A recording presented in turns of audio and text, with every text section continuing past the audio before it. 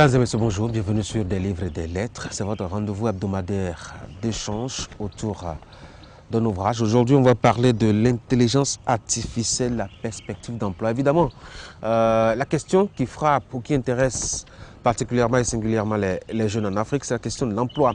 Mais dans une société en pleine mutation, touchée par ce qu'on peut appeler aujourd'hui la révolution technologique et numérique, comment est-ce qu'il faut aborder justement cette question donc de l'emploi? Quelles sont, je dois dire, les possibilités, les perspectives? Je crois que c'est l'esprit de cet essai proposé par Dalino Steve Goudou que nous recevons donc sur notre plateau. Monsieur Goudou, bonjour. Bonjour, bienvenue sur mon plateau. Alors vous vous intéressez un peu à tout ce qui touche l'Internet, oui, à tout ce qui touche l'intelligence artificielle. C'est vrai que nous sommes dans un monde qui va très vite aujourd'hui. Et qui essaie de distancier l'homme, oui, de son vis-à-vis. En quoi est-ce qu'aujourd'hui, c'est un élément fondamental dont il faut tenir compte pour aborder la question de l'emploi? Okay. D'abord, avant de répondre à votre question, je vais d'abord définir le terme intelligence artificielle. Alors, en intelligence artificielle, c'est tout système informatique qui permet de réaliser mieux que nous des tâches intellectuelles autrefois réservé au cerveau biologique des humains. Alors on voit donc clairement que dans presque tous les secteurs que l'IA, c'est-à-dire l'intelligence artificielle, oui, va toucher, et on aura la disparition de centaines de milliers d'emplois. Il faudrait donc que nous tenions en compte de ces mutations-là. Il faudrait que notre système éducatif se réinvente afin d'orienter les enfants aujourd'hui vers des endroits où ils seront complémentaires à l'intelligence artificielle, au lieu de les envoyer, comme on le fait aujourd'hui, vers des endroits où ils se feront laver. Quels sont les domaines ou les professions, les emplois qui sont touchés ou qui seront touchés à votre avis? Nous avons l'éducation qui sera véritablement touchée. Nous avions eu le cas de la Covid-19 passé en 2020. Et quand il y avait eu cette pandémie de la Covid-19, vous avez vu que la plupart des universités ont été obligées de faire des cours en ligne. Donc, en fait, la Covid-19 a ouvert nos yeux sur d'autres possibilités d'enseignement. Et donc, avec la révolution du e-learning, on peut dire que d'ici très bientôt, même le métier d'enseignant aussi pourrait être automatisé en fait. Ah oui, carrément. Hein? Est-ce que quelque part, ça ne va pas perdre justement son goût de contact? L'enseignant qui est devant vous, c'est toujours plus intéressant que quelqu'un qui vous parle à l'autre bout du fil ou quelqu'un qui a enregistré quelque chose sur une plateforme que vous suivez. Ok. C'est vrai, vous avez raison. En fait, l'IA ne va pas faire disparaître le métier d'enseignement. En fait, le rôle de l'enseignant dépasse largement le maître pasteur de connaissance. L'IA va surtout plus assister le professeur dans son rôle de transmission de savoir. L'enseignant sera là pour voir l'évolution du cours, c'est-à-dire l'empathie, toutes ces qualités, ce sont des qualités que seul un être humain peut faire. Mais là où l'IA va surtout intervenir, c'est au niveau des tâches récurrentes comme la correction, bien les évaluations. L'IA va surtout aider l'enseignant à mieux mener son métier, voilà, ses activités d'enseignant. Voilà. Mais il faut dire qu'on aura, c'est vrai, la profession d'enseignant ne va pas disparaître, mais il y aura une compression du nombre d'enseignants qu'on aura dans le secteur éducatif. Voilà. C'est-à-dire que l'IA va alléger ou prendre en charge sur lui une bonne partie, je dois dire, des activités de l'enseignant, de sorte à ce qu'on n'en aura pas besoin de beaucoup. Là, mais vous présentez cela comme un danger, et pourtant, c'est une opportunité, non? Ouais, mais déjà, dans un pays où déjà le taux de chômage est déjà sans cesse grandissant, on voit là clairement qu'avec l'avènement des technologies médicales, on aura surtout une augmentation de l'espérance de vie, on aura aussi une diminution du taux de mortalité infantile, on aura aussi une augmentation des naissances. Et dans un pays où le taux de chômage est déjà sans cesse grandissant, vous êtes d'accord avec moi que une automatisation des tâches ou bien la disparition des tâches plongerait encore la population beaucoup plus dans la précarité. Donc c'est vrai, c'est important, et c'est bien, mais comment résoudre la Oui, mais question? l'IA, justement, nous fait des ouvertures aussi à travers, je dois dire, la naissance et l'apparition de nouveaux métiers. Exactement, il y a ce qu'on appelle la destruction créatrice. Vous savez, le monde a connu plusieurs types de révolutions. On a passé de l'ère agraire à l'ère industrielle. Aujourd'hui, nous sommes à l'ère de l'intelligence artificielle. Et chaque fois qu'on a eu ces différentes révolutions, il y a ce qu'on appelle la destruction créatrice. C'est-à-dire que des anciens métiers disparaissent pour faire place à de nouveaux métiers. Mais la différence cette fois-ci, c'est que les nouveaux métiers qui vont apparaître ne combleront pas le vide qu'aurait créé la disparition des anciens métiers. Comment ça? Ok. Et comment ça? Il faut dire que beaucoup, quand vous regardez... Je vais vous donner un exemple. Ok. On connaissait les métiers comme les métiers d'horloger, Oui. par exemple, qui ont disparu. Oui. Parce que justement, il y a le téléphone qui est apparu. Les pendules ont disparu de nos maisons. Parce que justement, on n'a plus besoin forcément de recourir justement à cela pour mesurer le temps. Mais en même temps, il y a les réparateurs de téléphones qui sont apparus. Oui. Il y a eu, je dois dire, les vendeurs de téléphones, il y a eu des concepteurs de téléphones, on a amélioré les gammes, on a varié les gammes, etc. Du coup, on ne peut pas dire que ça ne répond pas, en tout cas du point de vue quantitatif, je dois dire à la perte qu'on a créée justement. Ok. Là maintenant, vous êtes d'accord avec moi que ces nouveaux métiers qui sont apparus concernent toujours, concernent surtout Le secteur, le domaine. le secteur ou le domaine en fait.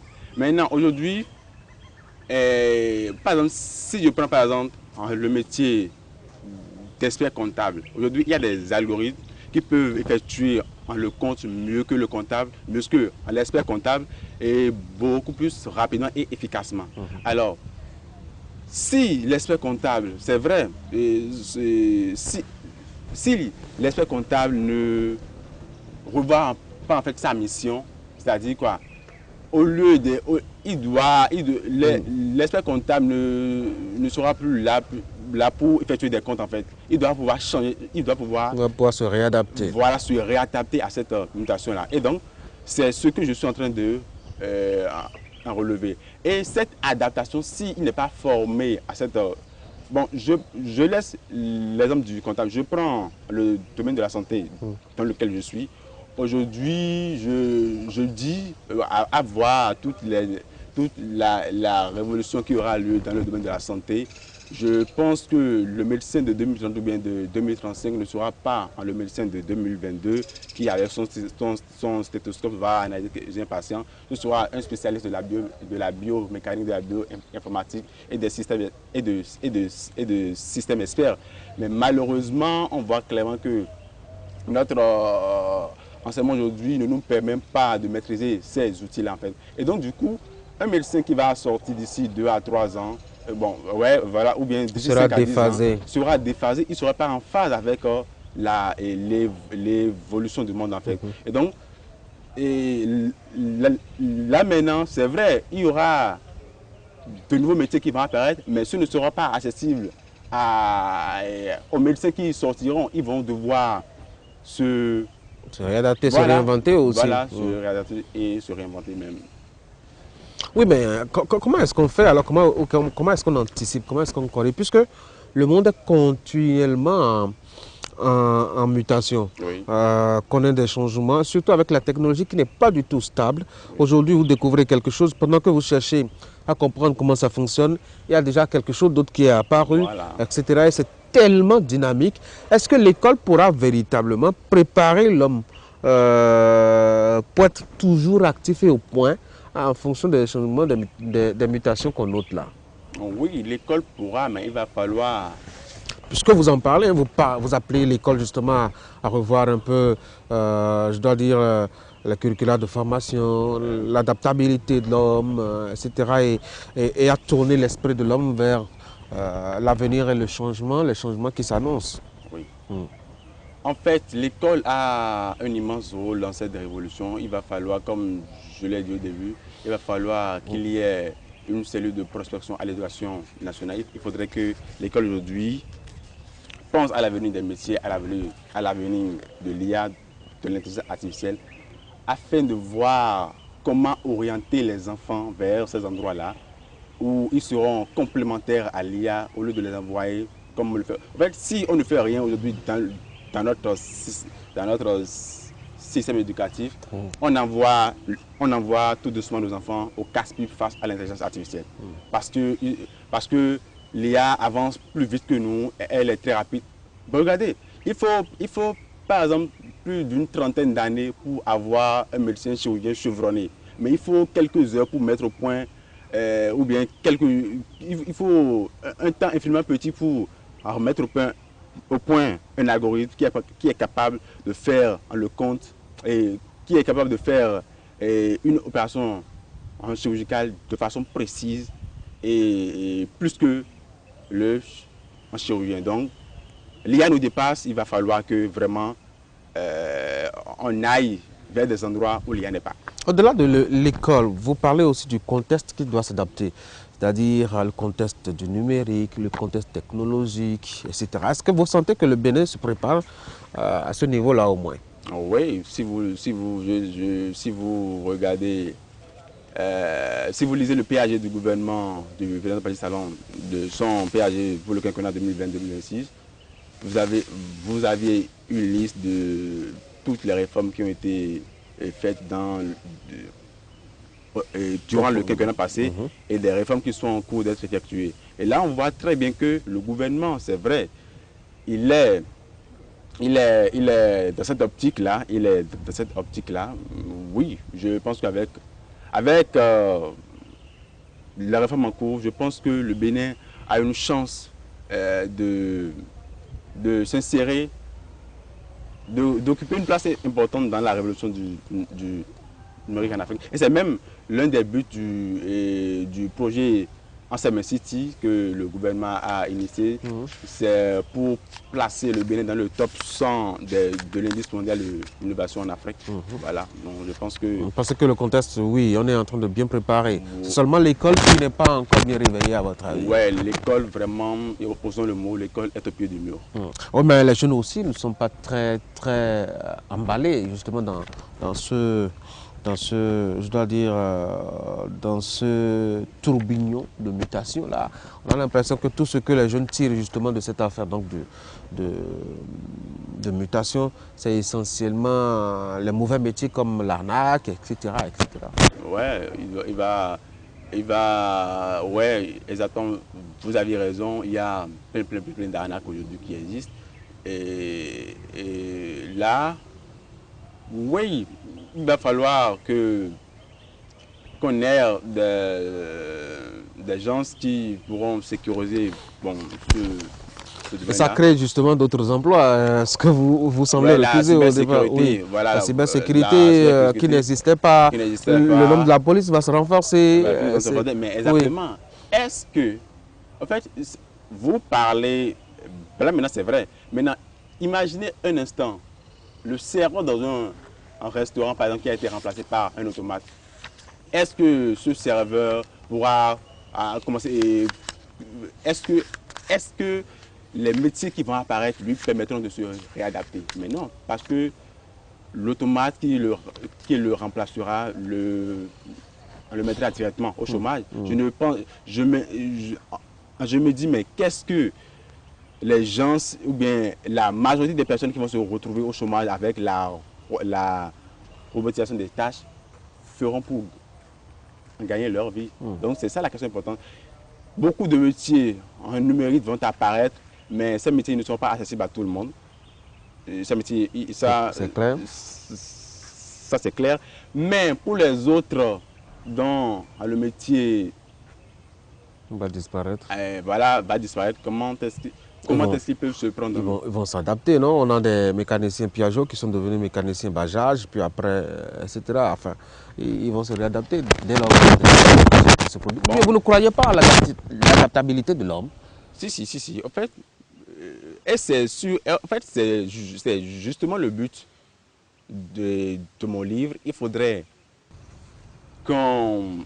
En fait, d'abord le but là, c'est d'abord d'attirer l'attention de la population sur ces nouvelles technologies-là, afin qu'ils se préparent, afin que nous nous préparions pour cette révolution-là. Donc, si, je crois vraiment à cette adaptabilité de l'homme.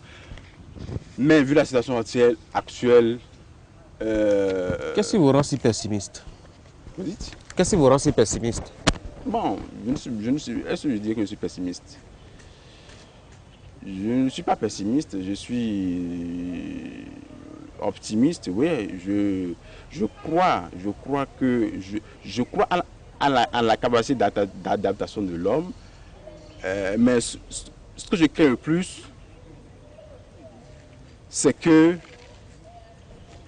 j'ai l'impression que la jeunesse aujourd'hui, ou bien la population en général, n'a pas encore compris l'importance de ces nouvelles technologies-là. Et c'est surtout cela que je suis en train de craindre. Et comment est-ce qu'il faut justement l'amener à se réveiller, à se rendre compte de ce changement qui se fait? Comment est-ce qu'il faut l'amener? C'est vrai, vous avez écrit un livre, mais tout le monde ne lit pas. Hein? Ouais. Quel est le travail qu'il faut faire? C'est d'abord d'éduquer, voilà, de les éduquer. Et j'avais proposé une solution. Laquelle? J'ai proposé l'entrepreneuriat.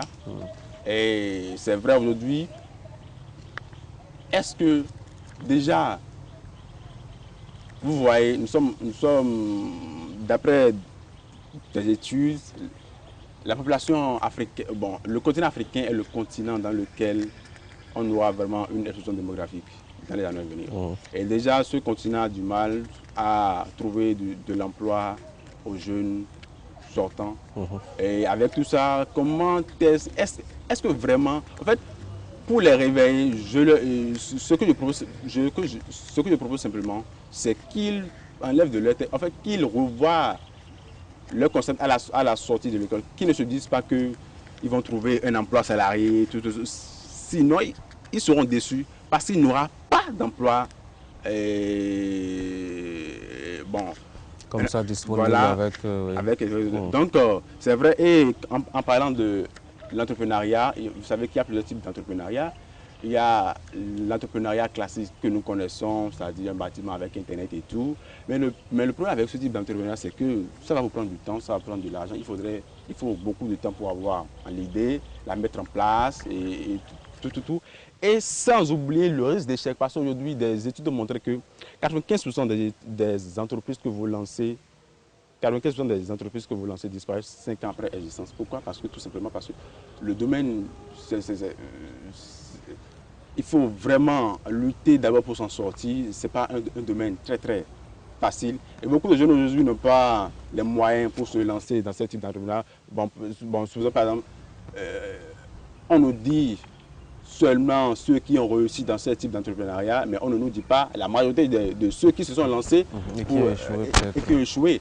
Et donc, le problème aussi avec à la jeunesse, c'est qu'aujourd'hui, beaucoup de jeunes pensent que, en fait, leur but, c'est de créer des entreprises qui, demain matin, commence pas à engager des milliards. Voilà. Or, c'est pas ça, en fait. Alors, s'il ne faut pas faire de l'entrepreneuriat classique, qu'est-ce qu'il faut faire? Alors, je propose un secteur qui a connu aussi un essor avec la révolution de l'Internet.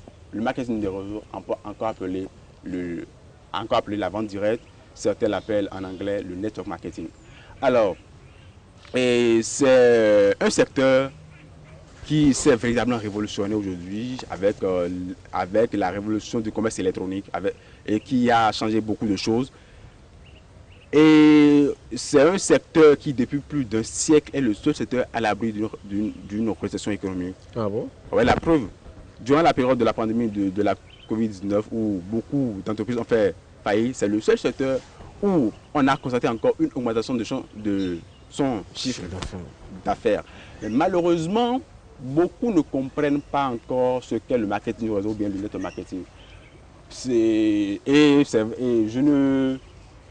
ne dis pas qu'ils ont tort. En fait, je ne les accuse pas pour ça parce qu'on ne nous a pas appris ça à l'école, on n'enseigne pas ça à l'école, c'est vrai. Et il faut dire aussi que cette entreprise, ou bien cette industrie a eu sa part d'individus, a eu sa part d'individus attirés par la part du gain facile. Et beaucoup de controverses entourent cette façon de mener à bien les affaires.